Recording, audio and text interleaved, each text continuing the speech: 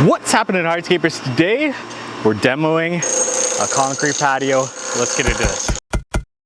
So this is day one on this project. Let me walk you through what we're doing here. We got this walkway that's going to come out. I've already taken out the steps. Those steps are coming out. Everything in here is coming out. We got a wall here, and a wall here. We're replacing all of that, getting nice steps built with natural stone caps.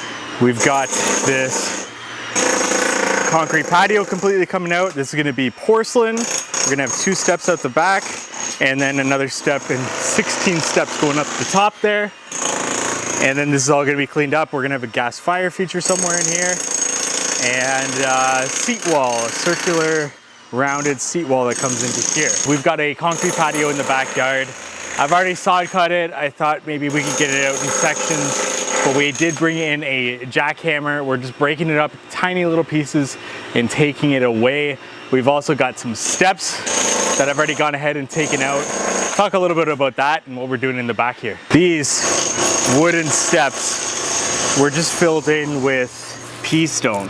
And with pea stone, since it's round, it doesn't interlock. So it just rolls. So if you think about having a perfectly circular stone and rolling it, it's going to continuously roll versus having an actual fractured angular piece of stone. If you try to roll that, it's not going to continue to roll, and that is it's also going to build on top of each other much better if you consider that. And that's where you get that kind of interlock with the angular pieces of aggregate versus a pea stone, which doesn't actually interlock the same. You can also picture it like if I drop a whole pile of this together here on the ground, the angle of this is going to be much wider.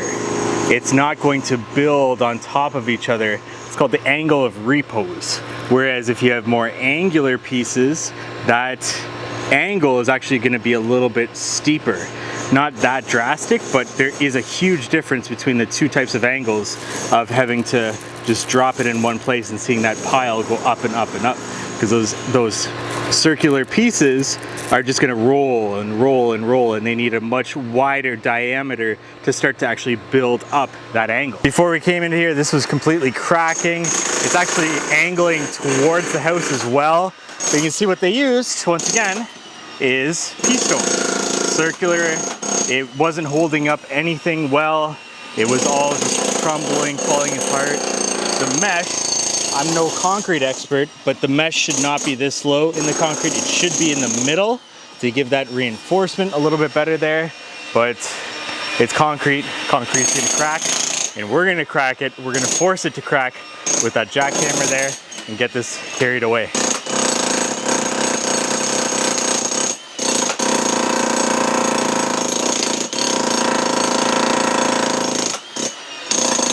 You know what, sometimes I don't think, or I try to think too optimistically, and I waste my time. I actually I spent a couple of hours saw cutting this, thinking I can pull it up in sections. I didn't think there was any mesh in it, just based on its structure, as well as there was some cuts already in it, and I couldn't see any mesh in it. So I thought, you know what, I'm gonna get this in sections, hammer it, get it into large chunks. But with mesh or any metal, we can't dispose of that with the concrete. So there needs to be no metal, no mesh. That's why we need to break it up into now tiny little pieces. I went and rented a breaker there, as you see we're using, and we'll get this done.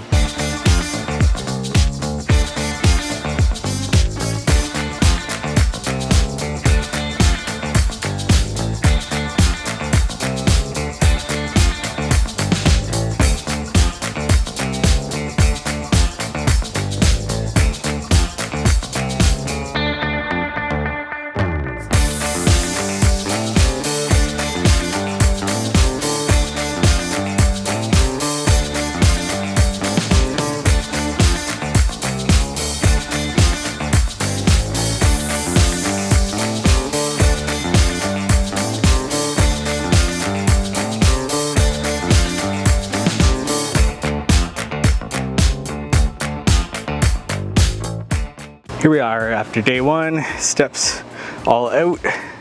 Most of the concrete demoed, just along here it needs to go.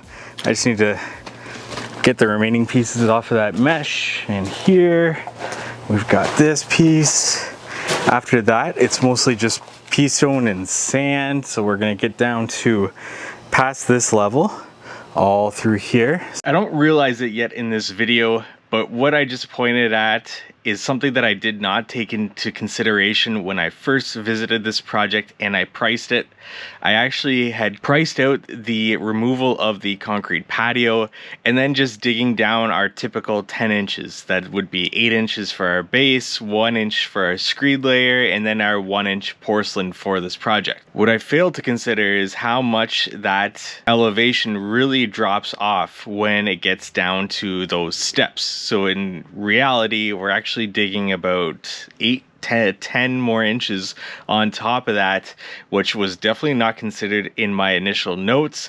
And this project took me a little bit of time to actually get back to the client with an estimate, and it is a good example of taking good notes when you're there on that initial consultation to be able to give a project quote. So that's going to take at least a couple 6-yard bins. It took about 8 6-yard bins actually.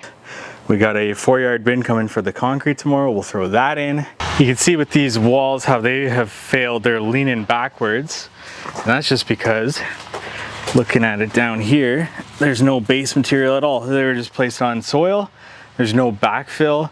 So normally when there's no backfill, you usually see the wall tilting forward just because of the water hydrostatic pressure in behind it, just kind of pushing on it, forcing it forward. But in this case, there's no base, so that wall must have hit a weak spot and just slowly tilted backwards. Also, you might even see some people think that you should put a little bit of a tilt backwards on your wall when you're installing it and not installing it level, and that could cause that to eventually fall backwards, especially if there's no appropriate backfill compacted. This is just soil, so it eventually just settles and that wall falls back. In a playlist that's going to be popping up at the end of this video, we're going to be documenting this project entirely from start to finish here, starting with this video and then ending with our end result of what we actually accomplished with this project, including a porcelain patio, a seat wall with curved caps, 2 steps coming out the back door, a gas fire feature, and steps going up the side of the house, including retaining walls, lighting, and our side walkway to end things. So be sure to click that playlist when it pops up somewhere around here to view more videos from this project. Hey, thanks for watching this video. If you enjoyed it, please give it a like, comment below any questions you have, and subscribe to this hardscaping channel for more hardscaping content like this. Thank you so much for watching.